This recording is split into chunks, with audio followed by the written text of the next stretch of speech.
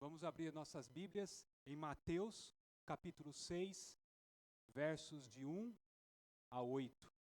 Evangelho de Mateus, capítulo 6, versos de 1 a 8. Nós estamos estudando o Sermão do Monte dentro da série denominada Os Princípios e Valores do Reino dos Céus. Mateus, capítulo 6, versos de 1 a 8. Em reverência, vamos ler a palavra do Senhor. Diz assim: Evitem praticar as suas obras de justiça diante dos outros, para serem vistos por eles, porque sendo assim, vocês não terão nenhuma recompensa junto do Pai de vocês, que está nos céus. Quando, pois, você der esmola, não fique tocando trombeta nas sinagogas e nas ruas, como fazem os hipócritas, para serem elogiados pelos outros. Em verdade lhes digo que eles já receberam a sua recompensa. Mas ao dar esmola, que a sua mão esquerda ignore o que a mão direita está fazendo, para que a sua esmola fique em secreto. E o seu Pai, que vê em secreto, lhe dará a recompensa. E quando orarem, não sejam como os hipócritas, que gostam de orar em pé nas sinagogas e nos cantos das praças, para serem vistos pelos outros. Em verdade lhes digo que eles já receberam a sua recompensa. Mas ao orar, entre no seu quarto e, fechada a porta, ore ao seu Pai que está em secreto. E o seu Pai, que vê em secreto, lhe dará a recompensa.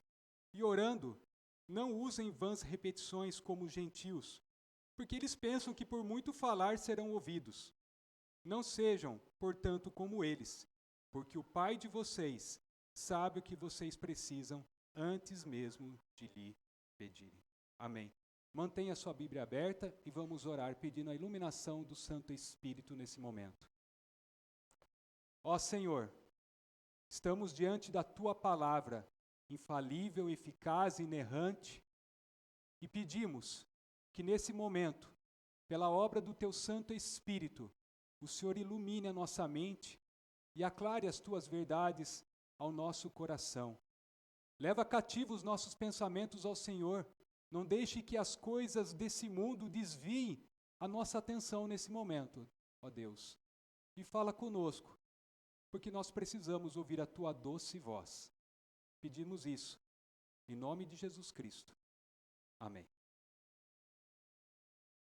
Quem vê cara, não vê coração. Você já refletiu sobre esse ditado popular? Sabe realmente o que ele significa? A premissa é a mesma de as aparências enganam. Mas o que significa quem vê cara, não vê coração? Esse provérbio popular significa que algo ou alguém nem sempre é aquilo que aparenta. Significa que não dá para decifrar as reais intenções de alguém ou a sua essência apenas pelo que ele aparenta ser. Quem vê cara, vê apenas o exterior, a aparência, o que está à mostra ou lhe querem mostrar, mas não vê o coração. Ou seja, não sabe o que realmente a pessoa pensa ou sente.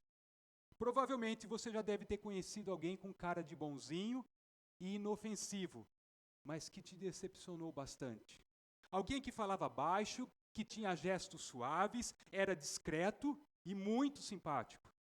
E quanto menos se esperava, essa mesma pessoa mostrou-se ser alguém totalmente diferente. Esse ditado é como uma forma de aviso para que possamos nos precaver diante de lobos em pele de cordeiro. Pessoas que costumam ser as piores, pois são inimigos disfarçados de amigos. Talvez a maior de todas as dificuldades em relação à vida cristã seja a sinceridade por detrás das nossas ações. O zelar para aquilo que fazemos externamente seja também verdadeiro no nosso coração. Quando não nos preocupamos com as intenções do coração, transformamos os aspectos externos das nossas ações como a base da verdade. E assim, criamos estereótipos, ditando o comportamento das pessoas e padronizando a sua imagem. Determinado tipo de roupa, e hoje nós temos a moda evangélica. Lá em Limeira, tem uma loja que tem as roupas normais, mas tem um setor que é a roupa evangélica. Corte de cabelo. Ó, aqui nessa igreja só determinado tipo de corte. Não pode ser muito grande ou não pode ser curto. Maquiagem. Poder ou não usar maquiagem. E o uso de uma linguagem própria. Existe um idioma evangélico hoje. Existem os jargões, as frases prontas daqueles que frequentam alguma igreja. Dessa forma, nós rotulamos o que é ser um cristão e o que significa o verdadeiro evangelho. E isso tem feito com que a essência da verdade vivida intimamente seja abandonada. Quem vê cara, não vê coração, sintetiza uma triste verdade na vida de muitas pessoas que se rotulam como cristãs. Você já conheceu uma pessoa assim? Pessoas que se adornam de uma vida religiosa, ostentando uma piedade falaciosa, quando na verdade são podres por dentro. Fazem propaganda de sua piedade, julgando-se melhor do que os outros. Mas, na verdade, toda aquela aparência de santidade não passa de uma máscara de hipocrisia. Exigem dos outros aquilo que não praticam, condenam nos outros aquilo que não têm coragem de confrontar em si mesmos. Esse tipo de externalidade, totalmente dissociada do coração, é uma preocupação revelada no Sermão do Monte. Jesus deixa claro que os escribas e fariseus, que torciam a lei e oprimiam o povo com um discurso legalista, ostentando uma justiça apenas exterior, estavam fora do reino de Deus. Jesus então estabelece que se a nossa justiça não adentrar na profundeza da nossa alma, se o que buscamos não for superior a um estereótipo de vida, não seremos dignos do reino de Deus. A justiça dos súditos do reino não é externa nem teatral, como a dos escribas e fariseus. Antes, ela é interna, ela é verdadeira, ela é real, ela é concreta. Uma justiça apenas de aparência não é suficiente para alguém entrar no reino dos céus. Por isso, não podemos descansar a nossa alma enquanto as verdades que ostentamos viver externamente não adentrarem ao mais profundo do nosso ser. Tendo isso como base, nós meditaremos no seguinte tema: a verdadeira espiritualidade. E a mensagem será dividida da seguinte forma, é dividida em 2 pontos. A verdadeira espiritualidade consiste em praticar a piedade pessoal em relação aos homens, versos 2 a 4. E a verdadeira espiritualidade consiste em praticar a piedade pessoal em relação a Deus, versos 5 a 8. Jesus havia ensinado que aqueles que são perseguidos por causa da justiça são bem-aventurados, capítulo 5, verso 10. E que a justiça dos súditos do reino precisa exceder em muito a dos escribas e fariseus, capítulo 5, verso 20. Agora Jesus alerta acerca do perigo de uma justiça que se autopromove e busca os holofotes do reconhecimento. Por isso, no verso 1, ele estabelece um padrão de espiritualidade ao dizer, acompanhem comigo o verso 1, primeira parte, diz assim: evitem praticar as suas obras de justiça diante dos outros, para serem vistos por eles. A advertência fundamental de Jesus é contra praticar as obras de justiça diante dos homens, com o fim de serem vistos por eles. A justiça conduzida sobre as normas do reino nunca deve ser visível a fim de conquistar o aplauso do homem. Ao contrário, a justiça deve ser praticada, mas não como uma propaganda para o autoengrandecimento. Quem deve receber a glória pela justiça praticada é Deus, e não o homem. Exercer justiça diante dos homens para reconquistar o reconhecimento humano é uma consumada hipocrisia. Mas o que é a hipocrisia? A palavra hipocrisia, que é usada aqui por Jesus no texto, no grego literalmente significa estar posicionado atrás de uma coisa. No mundo greco-romano, os atores eram chamados de hipócrites, termo que significa aquele que se esconde atrás de uma coisa. Máscaras eram usadas pelos atores para expressarem as emoções do personagem. Lembra aquelas máscaras, um sorrindo e a outra com a pessoa triste? Quando o ator usava a máscara sorrindo, ele podia estar triste atrás da máscara. Você não ia perceber. Mas ele podia estar usando uma máscara triste, mas estar feliz por trás. Você também não iria perceber. Daí vem a palavra hipocrisia, usada para designar aquele que dissimula a sua verdadeira personalidade. Mas, infelizmente, a arte imita a vida. Essa imagem da hipocrisia dos fariseus e dos escribas mostra que, muitas vezes, não somos aquilo que de fato somos e não fazemos aquilo que de fato pensamos. Maquiamos o nosso comportamento, maquiamos o nosso coração por meio das obras de justiça. Mas uma coisa precisa ficar clara nesse ponto. O problema não é o exercer a justiça diante dos homens. Deus não proíbe a prática da justiça diante dos homens, mas a finalidade ostentatória por trás das ações piedosas. É isso que Jesus está condenando aqui. Perceberam onde reside a hipocrisia condenada por Jesus? A pessoa ostenta uma justiça piedosa através do exercício da misericórdia aos necessitados e da vida de oração, que são duas ilustrações que Jesus vai usar aqui na sequência do texto, com o intuito de ganhar aplausos dos homens, com o intuito de ganhar o reconhecimento dos homens. A hipocrisia está exatamente aqui. A pessoa finge ser algo que não é.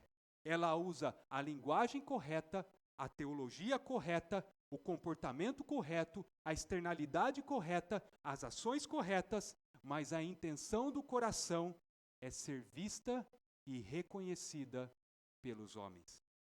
Esse é o erro que Jesus está condenando. Deus não requer apenas a ação certa, sobretudo, a motivação correta.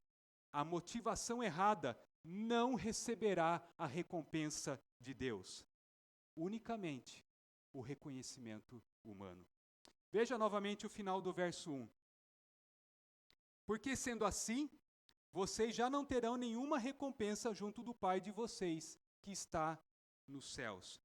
Aqueles que ostentam a piedade pessoal ou a falsa justiça para ganhar os aplausos dos homens, não receberá nenhuma recompensa da parte de Deus.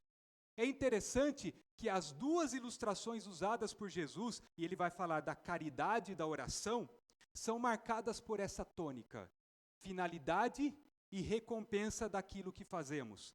Se fazemos para Deus, temos uma recompensa. Se fazemos para o homem, temos outra recompensa. Não há similaridade entre as recompensas. Elas são totalmente diferentes. No final, de uma forma ou de outra, a pessoa será recompensada. A questão é, qual é a melhor recompensa? A que vem de Deus ou a que vem dos homens? Esclarecendo essa tônica em seu ensino, Jesus então vai explicar a prática da piedade utilizando duas ilustrações, como eu já disse. Ele vai falar primeiro da caridade e depois ele vai falar da oração. Jesus ele pinta um quadro do hipócrita religioso. É o quadro da ostentação. O hipócrita recebe a recompensa que deseja, o aplauso dos homens.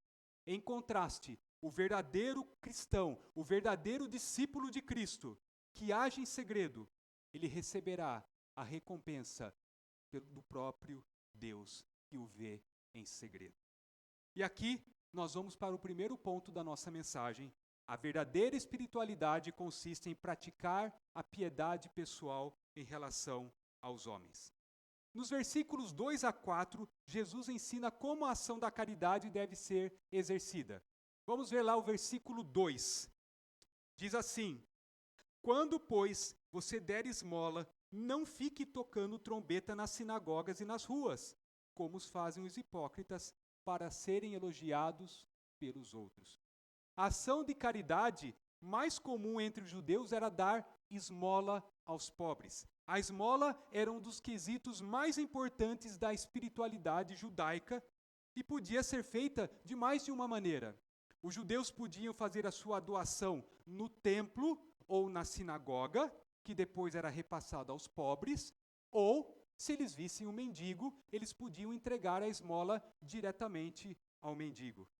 A imagem descrita por Jesus é de um fariseu pomposo que, após ofertar o seu dinheiro no templo ou na sinagoga, ou entregar diretamente ao pobre, sentia-se digno dos elogios humanos. O hipócrita transforma um ato de misericórdia em um ato de vaidade, de modo que a sua motivação principal não é o benefício da pessoa necessitada, da pessoa que recebe a oferta, mas é o seu próprio benefício. O altruísmo, ele é ofuscado por um egoísmo deformado. Mas perceba uma coisa, Jesus não está proibindo a caridade e a ajuda ao pobre, até porque isso é uma ordenança divina. Quem ama a Deus prova isso amando o próximo. Um coração regenerado prova sua transformação em atos de misericórdia.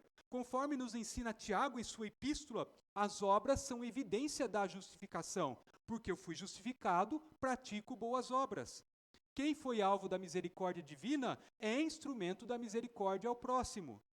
Na verdade, o que Jesus está condenando é a intenção por trás do coração, da doação.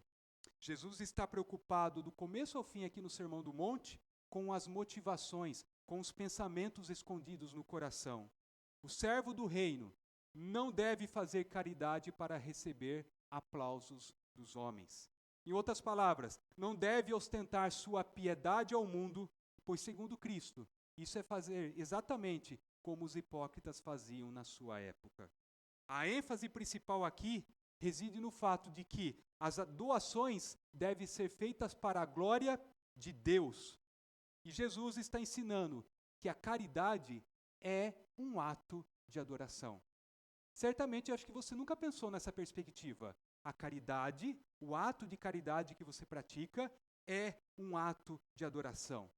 E se entendermos que a ação da caridade é um ato de adoração a Deus, certamente não haverá espaço no nosso coração para a soberba e para a vanglória. Mas você deve estar pensando aí, como esses fariseus eram complicados, sempre distorcendo os ensinamentos de Cristo com o seu legalismo. Mas cuidado, é fácil lermos esse texto e ridicularizar os judeus fariseus do primeiro século. Nosso farisaísmo cristão não é tão diferente. Nós não contratamos uma fanfarra para tocar toda vez que contribuímos para a igreja, para missões ou para acudir o necessitado.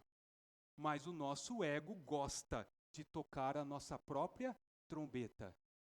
E o som dela é alto, é muito alto. Faz bem ao nosso ego ver o nosso nome nas listas de dizimistas e daqueles que contribuem para a obra missionária.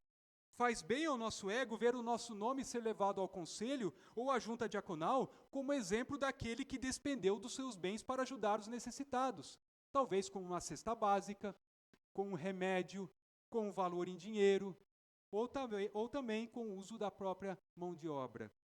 Caímos exatamente na mesma tentação dos fariseus. Chamamos a atenção para a nossa esmola para sermos glorificados pelos homens. Por isso, cuidado com o farisaísmo cristão, pois você não vai gostar da recompensa. E qual é a recompensa dos hipócritas? Novamente, veja o verso 2.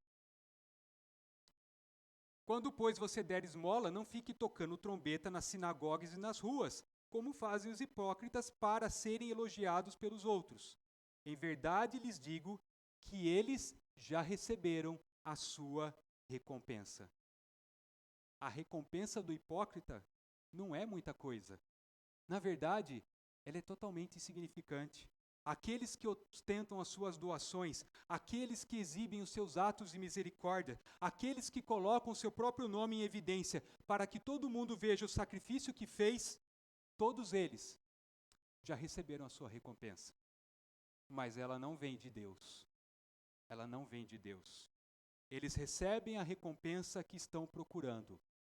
e que é inútil do ponto de vista da eternidade. Apenas o louvor dos homens. E só. Mais nada. Mas como eu tenho que agir? Como devem agir aqueles que são discípulos de Cristo e cidadãos do reino de Deus? Versos 3 e 4 dizem: Mas ao dar esmola, que a sua mão esquerda ignore o que a mão direita está fazendo, para que a sua esmola fique em secreto, e o seu pai, que vê em secreto, lhe dará a recompensa.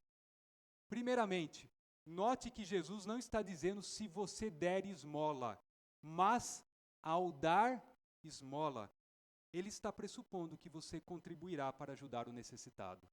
Socorrer o necessitado é uma ordenança divina. Mas o que significa a mão esquerda ignorar o que a mão direita está fazendo? O que significa isso que Jesus está ensinando aqui? A mão direita é normalmente considerada a mão da atividade, a mão que age. E Jesus presume que vamos usá-la ao dar a nossa esmola. Ele acrescenta que a nossa mão esquerda não deve ficar olhando. E entenda o ponto de Cristo aqui. Não só não devemos contar às outras pessoas sobre a nossa contribuição cristã, mas, num certo sentido, também não devemos sequer contar a nós mesmos. Como assim? Como assim eu não devo contar a mim mesmo? Perceba o ensinamento perfeito de Cristo aqui. Não devemos ser autoconscientes da nossa esmola, pois essa atitude rapidamente se converterá em justiça própria.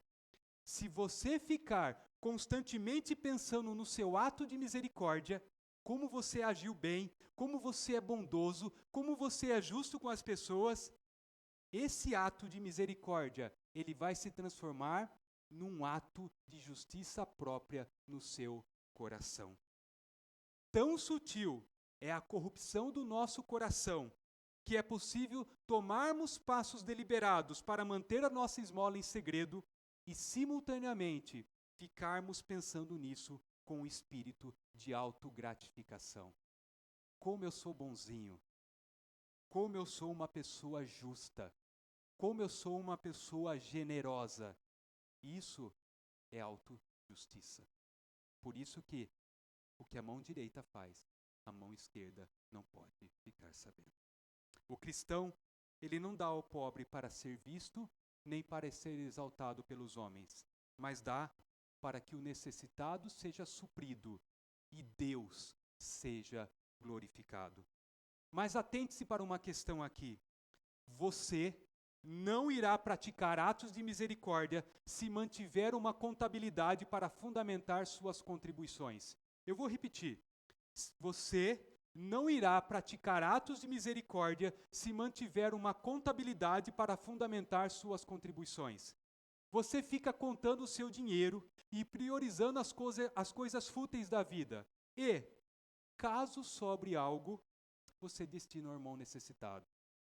Eu não estou dizendo que você deve ser irresponsável na administração do seu dinheiro. E também não estou dizendo que você não pode ter as coisas.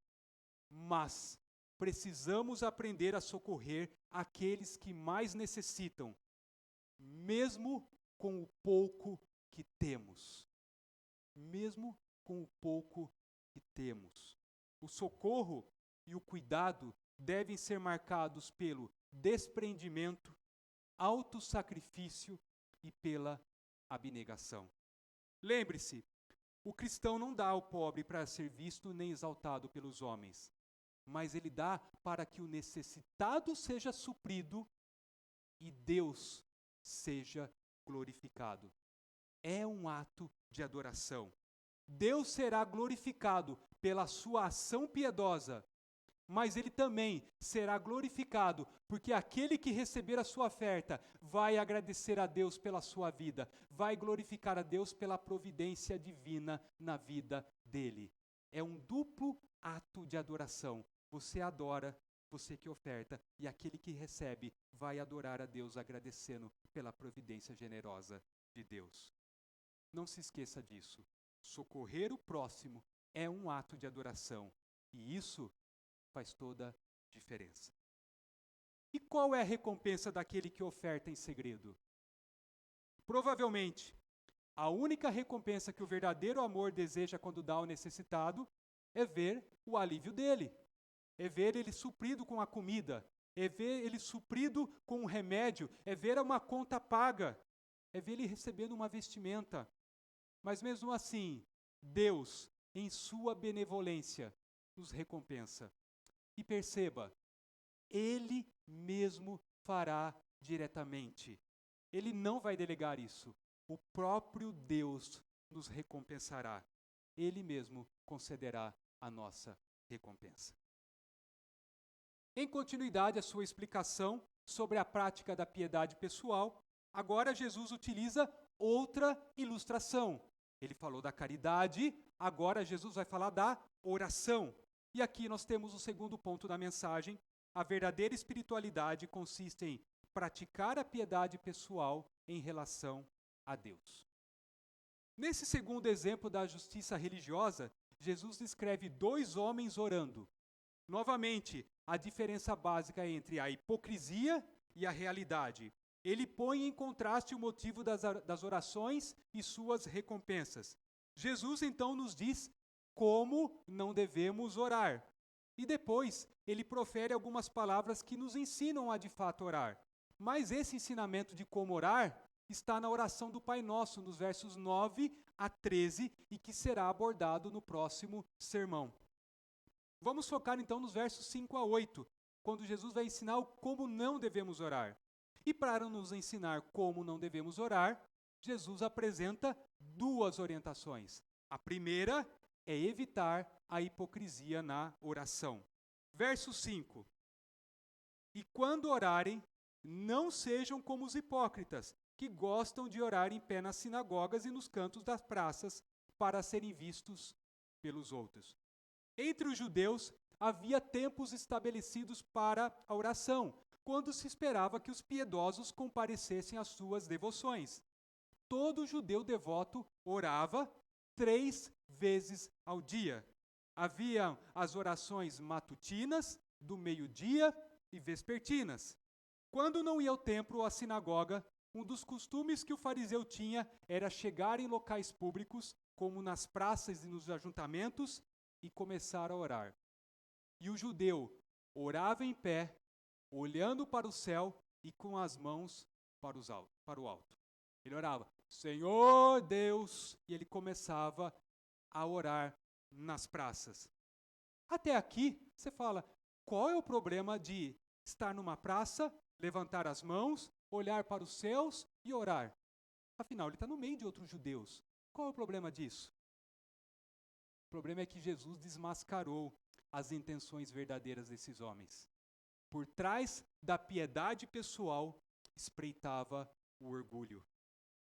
O que realmente os fariseus desejavam quando eles oravam nas praças era o reconhecimento humano. Olha como aquele homem ora. Olha como ele tem uma oratória bonita. Olha como ele usa palavras belas para se dirigir ao Senhor. Mas ali, aqueles homens queriam apenas os aplausos do público. Perceba uma coisa, Jesus não está proibindo a oração pública, nem a oração individual pública. No culto nós oramos isso em público. Oramos em público no estudo bíblico, nas reuniões de oração. Nós fazemos orações públicas. O que o Senhor está condenando aqui é a oração ostentosa, ou seja, praticar as devoções no lugar público com a intenção de ser visto e reconhecido pelos homens. E era exatamente isso que os hipócritas estavam habituados a fazer. Eles queriam ser vistos e admirados pelo povo. É isso o que Jesus está condenando. Disso se vê claramente que no ensino de Jesus, o que conta é a disposição íntima do coração. É o coração verdadeiro e humildemente dedicado a Deus que recebe a aprovação divina. E qual é a recompensa dos hipócritas? Qual é a recompensa dos hipócritas aqui? Veja novamente o verso 5, no final. Em verdade lhes digo que eles já receberam a sua recompensa. A recompensa é o aplauso humano. A recompensa é o louvor dos homens. E mais nada. Você deve estar pensando, como pode alguém usar a oração para fins tão sórdidos e egoísticos? Como pode? Só fariseu para fazer isso.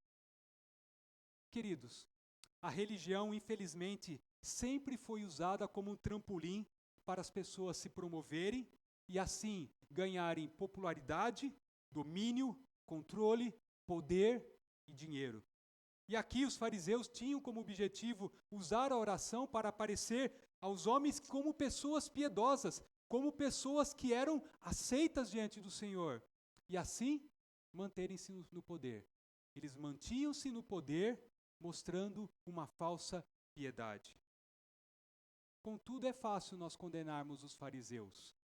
O farisaísmo cristão dos nossos dias não é tão diferente. O farisaísmo religioso, ele não está morto.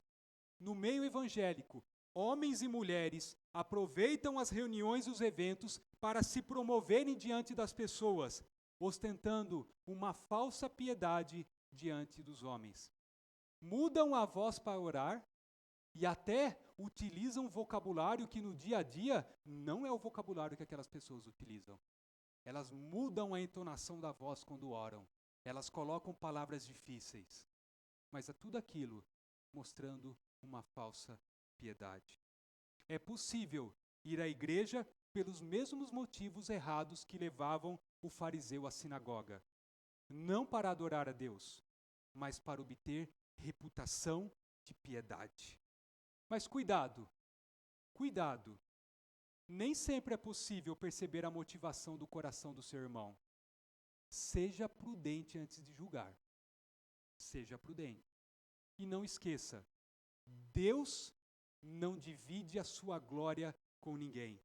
Aqueles que querem glória humana receberão apenas aplausos humanos e mais nada. Como então eu devo agir? Como então eu devo agir quando eu oro? Verso 6.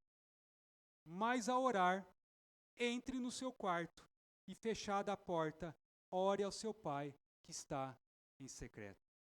Primeiramente, note que Jesus está dizendo, se você orar, não está dizendo se você orar, mas ao orar. Ele está pressupondo que você é uma pessoa de oração. Ele já está pressupondo isso, que você, como cristão, é uma pessoa que tem uma vida de oração. Mas o que significa entrar no quarto, fechar a porta e orar a Deus que está em secreto? O que Jesus está querendo dizer com isso? Como já dito, essa exortação positiva não é uma proibição à oração pública. Jesus não está falando que eu tenho que orar somente lá no meu quarto com a porta fechada. Não é isso que ele está ensinando. A ideia também não é que deve haver um cômodo separado para a oração. Afinal, na época de Jesus, as casas de muitos judeus tinham apenas um cômodo. E se a casa tem apenas um cômodo, não dá para fechar a porta e orar em secreto. No original, a palavra quarto significa câmara de armazenamento, depósito, câmara secreta. Entrar no quarto, fechar a porta e orar significa ocultar a devoção para que toda a glória seja de Deus. Ocultar a devoção tem o sentido de não expor de forma chamativa a piedade pessoal diante dos homens. O adorador sincero e humilde é alguém que não está interessado em mostrar-se publicamente com o fim de realçar o seu prestígio, mas, na verdade, ele preza pela sua comunhão íntima com Deus. Ele pode até orar em público, mas a sua devoção pessoal a Deus é algo tão precioso que ele age de tal forma que, no final, toda a glória tributada é somente para Deus. Perceba aqui o contraste.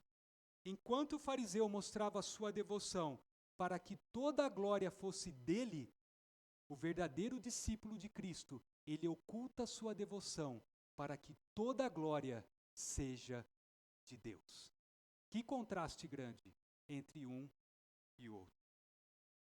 A ênfase principal do ensino de Jesus não é o lugar de oração, e sim a atitude de mente e coração na oração. A sinceridade. E qual é a recompensa daquele que oculta sua devoção para que a glória seja de Deus? Final do verso 6 diz: e seu Pai, que vê em secreto, lhe dará a recompensa. Através da oração, nós temos o privilégio de falarmos diretamente com o nosso Deus. O que mais poderíamos desejar? O que mais poderíamos desejar? Apesar disso, o nosso Deus é extremamente bondoso para com seus filhos. E aquele que ora, seguindo a disposição correta do coração e mente, será abençoado. Ele terá consciência de que o seu Pai, em seu amor infinito, dará tudo quanto é melhor para ele e para todos aqueles que são objeto da sua oração. O próprio Deus o recompensará. A segunda orientação que Jesus dá aos seus discípulos é que uma oração sincera não é entremeada de verbosidade, ou seja, vãs repetições. Verso 7. E orando, não use vãs repetições como os gentios, porque eles pensam que por muito falar serão ouvidos. As vãs repetições aqui é uma prática dos gentios, uma prática dos pagãos. A expressão grega traduzida por vãs repetições traz a ideia de um mero palavrório, tagarelice, palavreado oco, conversa tola, repetição vazia. Ele traduz uma expressão popular nossa, blá, blá, blá, blá, blá, blá. Uma expressão vazia. Se a hipocrisia era uma prática dos fariseus, a repetição era um costume das religiões pagãs da época. Os pagãos repetiam e repetiam as suas orações porque imaginavam que quanto mais longa e mais estridente eles orassem, maior seriam as chances de serem ouvidos pelos seus deuses. A oração dos sacerdotes de Baal, registrada no primeiro livro de Reis, capítulo 18, versos 25 a 29, fornece um exemplo notável disso. O texto bíblico diz que eles clamaram desde a manhã até o meio-dia, dizendo a mesma frase: ó Baal, responde-nos. Eles ficaram horas e horas e horas repetindo a mesma frase: ó Baal, responde-nos. Vã repetição. Outros exemplos que ilustram esse ponto é a roleta de orações dos budistas tibetanos, um cilindro que gira em num eixo coberto de orações escritas, e a reza com o rosário, através do manejar de contas e do recitar de palavras. O ponto de Jesus é que seus discípulos deveriam evitar as orações sem sentido, repetitivas, oferecidas sobre o conceito errôneo de que a mera extensão tornaria a oração eficaz. Mas você deveria se perguntar: vãs repetições significa que eu não posso pedir mais de uma vez a mesma coisa ao Senhor? Eu não posso repetir o meu pedido de oração? Eu não posso continuar orando pelo meu filho que está no caminho das drogas? Eu não posso continuar orando para aquele parente para se converter a Cristo mais de uma vez? Não, queridos, não entenda isso. Cuidado. Vã repetição é diferente de insistir. Vã repetição é repetir frases, orações ou chavões como se tivesse um poder mágico, um mantra. Por outro lado, insistir é repetir uma ação sem desistir. É pedir com insistência. No Evangelho de Lucas, capítulo 18, versos 1 a 8, Jesus ensina sobre o dever de orar sempre e nunca esmorecer. E ele conta uma parábola, a parábola do juiz iníquo. Se um juiz injusto concede o pedido por causa da persistência da requerente, quanto mais o Pai Celestial irá responder à persistência de quem o pede. Deus se agrada quando argumentamos com Ele e perseveramos diante dele. Argumente com o Senhor, converse com ele, insista, continue pedindo. Deus não proíbe que nós façamos isso. Ele deleita-se em ouvir a nossa voz e nos socorrer em nossas necessidades. Mas como então eu tenho que agir? Como que devem agir os discípulos de Cristo? Veja o verso 8. Não sejam, portanto, como eles, porque o Pai de vocês sabe o que vocês precisam antes mesmo de lhe pedirem. Jesus está ensinando que não devemos nos aproximar de Deus com a ideia de que Ele está desinformado. Eu preciso informar a Deus as coisas que estão acontecendo porque Ele não sabe. Eu preciso mantê-lo informado sobre a situação. Não é isso. Ao contrário, antes mesmo que nós comecemos a orar, Deus já conhece todas as nossas necessidades. Deus não precisa ser informado das nossas necessidades. Ele as conhece perfeitamente. Aí você poderia levantar o seguinte questionamento: então por que orar? Se Deus já sabe do que necessito, antes mesmo que eu possa verbalizar o meu pedido, por que orar? Qual o sentido da oração? E aqui você precisa entender 2 pontos da oração, para que você tenha a resposta a essas perguntas. Primeiro, a oração não muda os planos de Deus. Vou repetir. A oração não muda os planos de Deus. Ao contrário, ela nos muda. A oração nos desnuda e nos torna mais submissos e dependentes de Deus. A oração adequa a nossa vontade à vontade de Deus.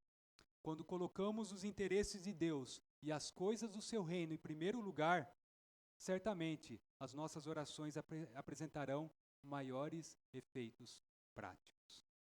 E a segunda coisa que você precisa entender: a oração é um dos grandes mistérios do cristianismo.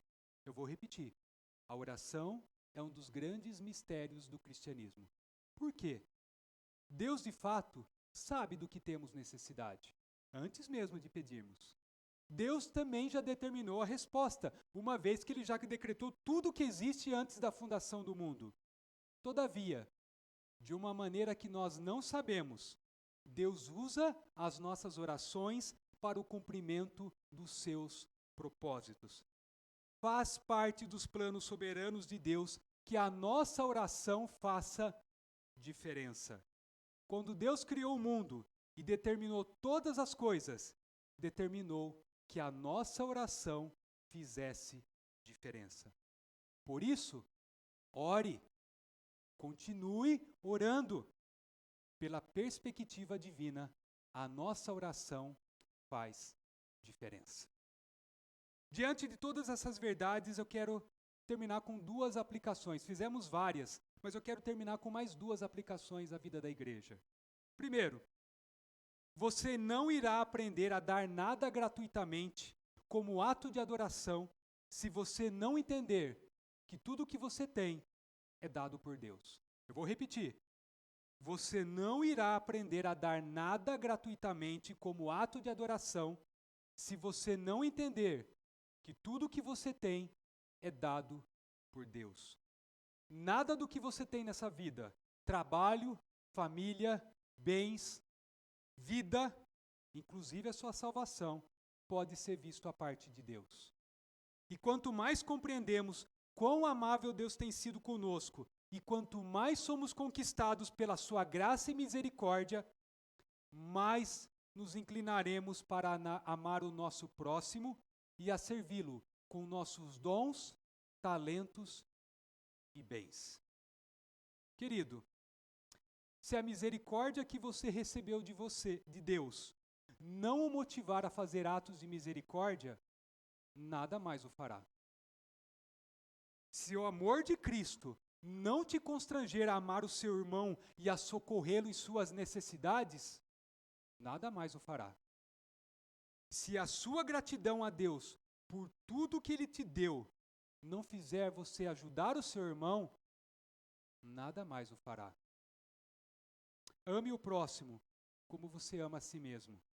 Importe-se com as necessidades dele da mesma maneira como você se importa com as suas próprias necessidades. E assim, Deus será glorificado. Faça do seu ato de misericórdia um ato de adoração a Deus. Segundo, você não irá valorizar a oração como um ato de piedade pessoal enquanto não entender o preço que foi pago para que você pudesse ter comunhão com Deus. Eu vou repetir. Você não irá valorizar a oração como um ato de piedade pessoal enquanto não entender o preço que foi pago para que você pudesse ter comunhão com Deus. Jesus Cristo, ele foi abandonado pelos seus discípulos, acusado pelos judeus, condenado por Pilatos e atormentado pelos seus perseguidores. Foi crucificado como um transgressor no meio de 2 criminosos e sentiu todo o peso do abandono e da ira de Deus. E por que ele permitiu tudo isso? Por quê? Para que a comunhão entre Deus e nós fosse restabelecida. Cristo sofreu injustamente e derramou seu precioso sangue na cruz para que eu e você pudéssemos orar a Deus. Para que eu e você pudéssemos ser aceitos na presença de Deus. Mas, infelizmente, nós oramos muito pouco. E sabe por que você ora muito pouco? Oramos muito pouco porque negligenciamos o preço que foi pago na cruz. Nós oramos muito pouco porque perdemos de vista o conceito de intimidade com Deus. Nós oramos muito pouco porque não amamos o Senhor como deveríamos amá-lo. Nós oramos muito pouco porque temos dificuldade para adorar a Deus. Nós amamos muito pouco porque não acreditamos que somos pecadores e não reconhecemos que aquilo que fazemos é pecado. Nós oramos muito pouco porque somos ingratos e apáticos diante das bênçãos de Deus. Nós oramos muito pouco porque não entendemos ainda o que é depender de Deus. Nós oramos muito pouco porque desejamos muito pouco estar na presença de Deus. E nós oramos muito pouco porque não aprendemos a nos deleitarmos na presença de Deus. O plano de Deus não é apenas salvar você da culpa do pecado. Ele também quer fazer com que experimentemos da comunhão com Ele com seu filho, e com seu Filho na prática, através da oração. Nesta noite, eu quero desafiá-lo a dedicar mais tempo em oração na presença do Senhor. Aprenda a desfrutar da presença de Deus. Desenvolva um espírito de oração que faça com que você busque a Deus em qualquer momento. Seja no seu trabalho, seja numa fila de hospital, seja no banco, seja onde você estiver, esteja sempre em oração diante do Senhor. Ore sem cessar, não com vãs repetições, mas com insistência e persistência, não informando ao Senhor, mas colocando diante dele as suas necessidades, porque ele de fato tem cuidado de nós. E o Senhor Jesus, pessoalmente, nos recompensará. E a maior recompensa, com certeza, será nos inundar com a sua doce presença a cada dia. Aprenda a desfrutar de momentos de oração com o Senhor. Abaixe sua cabeça e vamos orar. Ó Senhor, acabamos de ler a Tua palavra, acabamos de ouvir os Teus ensinamentos. E pedimos, ó Deus, que o Senhor aplique isso ao nosso coração.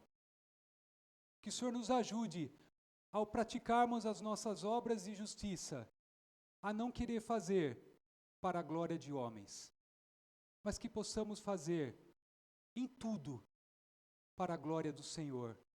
Que os nossos atos de misericórdia, que ao acudirmos o necessitado, possamos olhar para isso como um ato de adoração ao Senhor. E que possamos também, ó Deus, valorizar esse acesso que temos ao Senhor. Custou um preço tão caro, custou um sangue tão precioso naquela cruz, para que hoje nós pudéssemos falar com o Senhor.